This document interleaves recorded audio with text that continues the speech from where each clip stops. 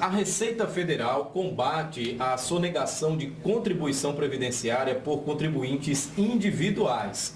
Os valores devidos e não pagos, isso no período entre os anos de 2013 a 2015, superam 841 milhões de reais. Dívida grande aí. O contribuinte que se autorregularizar vai ficar livre de multa de juros que podem chegar a 225%. Sobre esse assunto, a gente recebe aqui, no nosso estúdio do CBN Maceió, o contador, auditor, consultor de empresas e diretor da MQ Gestão Contábil Empresarial, Marcelo Quirino. Muito bom dia para o senhor. Bom dia, Abdias. Bom dia, ouvinte do CBN. Um prazer sempre grande estar aqui nesta bancada com vocês. 841 milhões devidos à Receita Federal. Pelo número de cartas que foram enviadas, doutor Marcelo, 74.441 cartas foram enviadas já desde a última segunda-feira, dia 4 de dezembro. A Receita Federal encaminhou essas cartas para profissionais liberais e autônomos de todo o país. Tem muita gente na inadimplência individual? É por esquecimento? É por falta de orientação? Por que existe tanta gente, um número tão expressivo? Existe uma explicação para isso de pessoas que estão devendo à Receita Federal? Existe sim. Primeiro a gente tem que esclarecer uma questão de quem é que está obrigado a fazer essa contribuição para o INSS. Na Instrução Normativa 971/2009, existem duas situações, dentre elas as principais, para os contribuintes do INSS. O contribuinte facultativo, que é aquele que recolhe pela sua liberalidade, e o contribuinte obrigatório, né? O obrigatório, nessa situação de cobrança agora atual, é aquele profissional liberal, entenda-se como profissional liberal e autônomo, contribuinte obrigatório para o INSS, é aquele de profissão regulamentada. O jornalista, o médico, o contador, o advogado, o administrador, aquele que exerce de forma autônoma, né, sem vínculo nenhum a uma pessoa jurídica, a sua atividade regulamentada. Regulamentada é aquela que existe um conselho, um órgão fiscalizador que dá a faculdade, que dá a liberação para que você exerça a sua atividade. Regulamentada através de um curso superior, né? Este pessoal, desde que exerça a sua atividade, a sua função de forma autônoma, ele é um contribuinte obrigatório do INSS. E, na grande maioria das vezes, esses 74 mil pessoas aí que receberam, ou que ainda receberão a cartinha de boas-vindas da Receita Federal, não têm o conhecimento dessa situação, né? Não tem o conhecimento por não ter mesmo o conhecimento dessa situação. De que precisa contribuir. De que precisa contribuir para o INSS de forma facultativa. E isto é uma grande falha conjuntural. Apesar de ser de forma facultativa, como o senhor falou... Obrigatória, aliás. Forma obrigatória. Facultativa não existe nesse caso. Exatamente. Recolheu, recebeu, tem que fazer o recolhimento. Recebeu, tem que fazer o recolhimento. Atuou, tem que fazer o recolhimento. Os profissionais liberais também? Os liberais também. Os liberais de recolhimento obrigatório. Os liberais de recolhimento obrigatório, né? Quem está nessa lista? Contador, jornalista, advogado, administrador, economista, né? Todos eles de profissão regulamentada. Qual o percentual, doutor Marcelo, em relação ao que a pessoa recebe? Quanto é que ela deve repassar para a Receita? Absurdos 20% da sua renda. 20%? 20% da sua renda. Por que é um valor tão expressivo, tão alto? Não sei te dizer com profundidade o critério, mas está na norma, né? Está na norma. 20% da sua renda você deve recolher para o INSS. É o mesmo que acontece com as empresas, né? Quando você é profissional liberal, você mesmo recolhe de forma facultativa ou obrigatória este percentual de 20%. Para as empresas, este percentual, na composição da guia do INSS, é chamado parte empresa, né?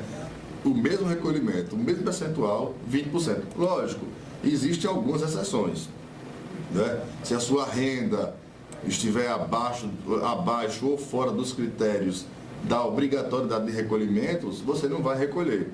Por exemplo, se a sua renda for abaixo do salário mínimo, Né? Se o seu trabalho foi abaixo de um salário mínimo, você não tem o recolhimento. Né? Esse trabalho, doutor Marcelo, ele, por exemplo, eu trabalho como autônomo, sou jornalista, faço matérias para vários sites, jornais. E eu faço um trabalho aqui que me rendeu R$200, o outro 100, o outro 50. No final do mês ele deu um salário mínimo ou mais. Certo. Deve ser recolhido, mesmo de forma fatiada, digamos assim. Exatamente. Você não vai recolher de forma pingadinha, de forma fatiada. Você vai juntar a sua renda, né? Vai gerar a guia para o INSS e vai recolher a sua contribuição obrigatória. Onde é que é gerada essa guia? De que forma o contribuinte, porque como o senhor bem disse, alguns não têm o conhecimento de que isso deve ser feito por uma série de fatores, e de que forma a pessoa, qual o caminho para que a pessoa possa estar regularizada? Duas situações. Ainda existe o bom e velho carnê do INSS, né? Mas para quem não quer fazer no carnê, que é de forma manual, você pode recolher no site mesmo da Previdência Social, que ele vai direcionar você ao site principal da Receita Federal. A Receita Federal está fazendo essa convocação para a regularização, que é a chamada Operação Autônomos. Essas pessoas vão ser convocadas por meio de carta e tem um prazo. Até o dia 31 de janeiro do ano que vem, elas não vão pagar juros, elas não vão pagar multas, vai ser só a cobrança em relação àquilo que está sendo devido. A partir de fevereiro, a fiscalização começa a cobrar juros, e esses juros são altos, então é preciso ficar atento. É preciso ficar atento.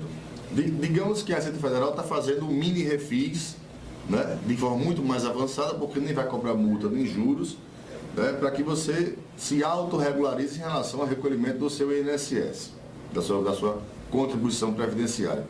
Passado esse período de janeiro, né, aí existirão de fato as autuações, as notificações de lançamento por parte da Receita Federal. E aí, como é uma coisa que está sendo cobrada em atraso, né, incidirão multas e juros. Só que neste caso, como você está sendo notificado pela Receita Federal, através de uma notificação de lançamento, de uma auto-infração, como o que é que seja que venha isso, Qual o nome que seja, de qualquer forma, qual o nome que seja uma cobrança, você estará sujeito à multa máxima por não recolhimento da contribuição, que é 225%.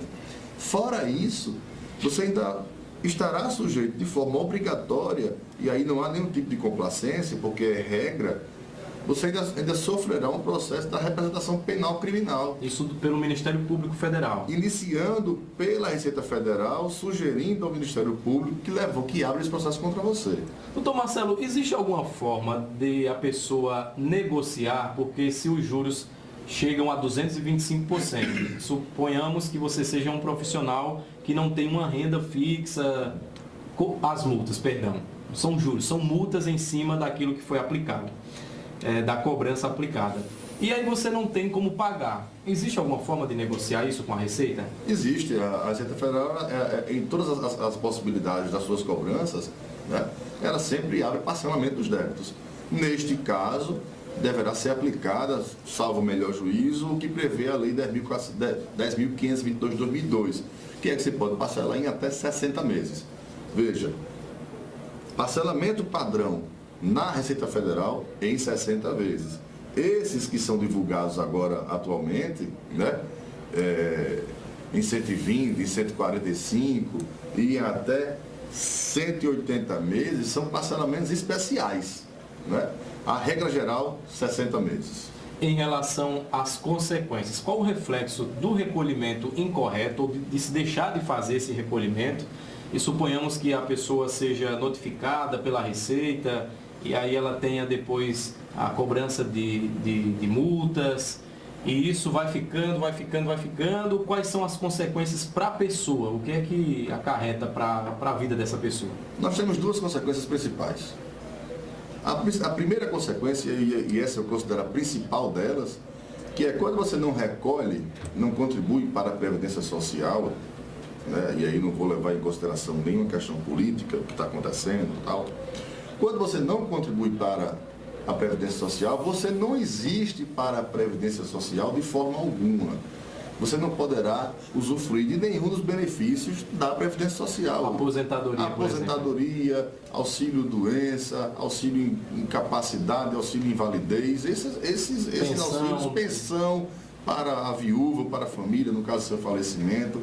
Você não existe para a Previdência Social. Então, o pensamento não pode ser apenas, eu estou recolhendo, estou pagando 20%, que a minha renda, digamos assim, um confisco muito grande da minha renda, né, e eu não estou vendo nenhum tipo de benefício nisso. O pensamento não pode ser tão imediato, ele tem que ser a longo prazo. Né? E se você não faz esse tipo de recolhimento, você não está no rol, né, dos favorecidos pela Previdência Social. Né? Esse é o principal deles. O segundo é que, se você for autuado através desse lançamento de débito, notificação do lançamento, auto-infração, qualquer seja o nome que venha a ser dado a isso, como você bem falou, a tendência é Receita Federal, né? Cobrei, a depender da sua movimentação, se você não fizer nada, vai para a Procuradoria Geral da Fazenda Nacional, para inscrição em dívida ativa e cobrança judicial.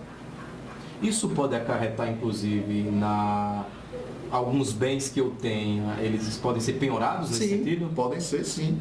Se for judicializado, né? E aí, judicializado, cobrança judicial. É o rito normal. Fora isso, se o seu nome, né? Se você for notificado e não tomar nenhuma atitude, o seu nome hoje não precisa apenas estar na Procuradoria da Fazenda Nacional para que o seu nome vá para o CADIM. A própria Receita Federal, né, hoje tem autonomia para inscrever seu nome no CADIM, que é um SPC, né, um Serasa do governo federal. Você fica impedido, por exemplo, de contratar com bancos públicos.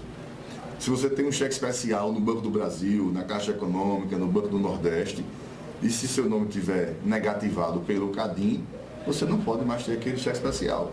Quer fazer um financiamento imobiliário, qualquer que seja, você estará impedido de fazer isso. Doutor Marcelo, como fazer para que, diante desse cenário que nós estamos de muita turbulência ainda e de uma recuperação que se sinalizam, não é uma recuperação ainda concreta, os próprios especialistas e economistas falam de que ainda não existe uma recuperação que a gente consegue enxergar um crescimento, e essa situação toda política, e as pessoas acabam deixando, digamos, isso para um segundo momento. Essa contribuição ela vai ficando, não sendo colocada como prioridade por conta de todos esses reflexos. A pergunta é a seguinte: como é que o contribuinte pode fazer para, diante da situação, ele fala, olha, 20%, como a gente conversou aqui, um valor expressivo, ele pode fazer no momento imediato outros investimentos ou destinar esse valor para pagamento de contas, de atrasos. Como é que a pessoa pode fazer, como é que o profissional como o senhor, por exemplo, da área da contabilidade, pode fazer a pessoa entender e colocar isso no orçamento sem um prejuízo imediato? Porque pensar a longo prazo, como o senhor bem disse, é um pensamento estratégico, mas diante do cenário, como fazer isso? Abdias, é difícil você fazer qualquer tipo de planejamento sensato, né? Não é nem sensato, é planejar e fazer cumprir um planejamento de vida, né? Que isso é um plano de vida, não um plano de negócios, é um plano de vida. É difícil você fazer um plano de vida quando a situação financeira do Brasil como um todo e até a de cada um que tenta fazer esse tipo de coisa, né, está complicada. Onde você tem que priorizar, como você bem falou, né, investimentos em educação, em saúde, em subsistência, né, e quando você passa a ter que escolher o que pagar, né, o governo ele vai em último lugar. Só que você tem que entender que este governo em último lugar, a parte da Previdência, não é o governo, é você que está ficando em último lugar. Né? E o governo não tem para onde correr, você não foge disso, ele quer a parte dele. E se você não dá a parte dele, uma hora essa conta chega, e ela pode chegar muito maior do que aquilo que você acha que deve. Este é o grande problema. Né? Então, é difícil no momento de crise, onde nós estamos falando, onde os analistas como um todo, economistas de renome nacional, como a gente teve a oportunidade de participar quase 30 dias atrás de um evento que teve aqui em Alagoas, onde eu fiquei assustado, peraí, ninguém falava de 2018, nós estamos em 2017, todo mundo falava apenas de 2019, peraí, 2018 não vai existir não. né? As projeções de toda ordem, elas são pessimistas. É como se 2018 fosse um caminho a ser passado para alcançar o paraíso em 2019. Vamos passar por essa escuridão para chegar à luz. E você não vai alcançar o paraíso, você vai ver a porta do paraíso, até chegar lá é um pouquinho distante. Então, num momento como esse, fica difícil onde você tem que escolher que tipo de conta você vai pagar, você pagar a Previdência Social e o INSS. Mas o contribuinte, né, e o ouvinte tem que ter em mente sempre que essa conta vai chegar, você não vai colocar ali embaixo do tapete e ela vai desaparecer. Ela vai chegar. E ela chega, Abdias, na hora que você menos espera. Você pode precisar um dia.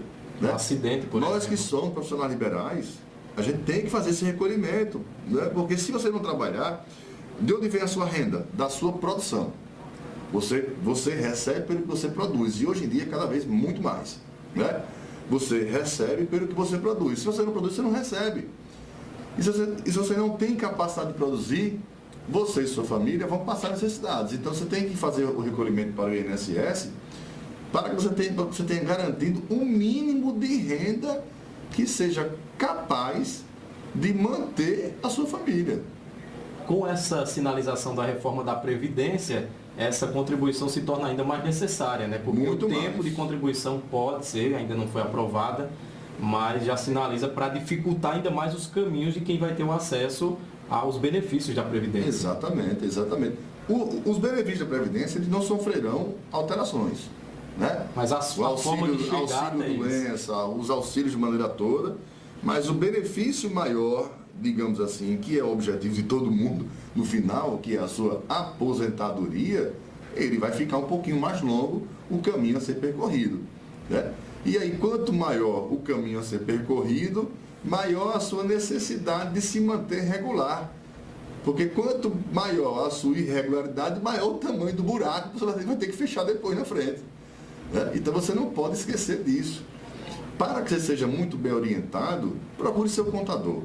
Um contador que você já trabalhe com ele, ou um contador que seja seu amigo, ou então vá até ao próprio INSS, que você pode tomar essa informação na Receita Federal ou até mesmo nas agências do Ministério da Previdência Social. Para a pessoa saber o quanto ela deve, se ela está inscrita, se ela faz parte dessa lista, se a carta ainda não chegou e ela quiser se antecipar, é o site da Receita Federal. Não, o site não. Você tem que procurar a Receita Federal. A Receita Federal aqui, no nosso caso, a Receita lá no bairro de Jaraguá. Ali em Jaraguá, exatamente. Perfeito. Doutor Marcelo Quirino, muito obrigado pelos seus esclarecimentos.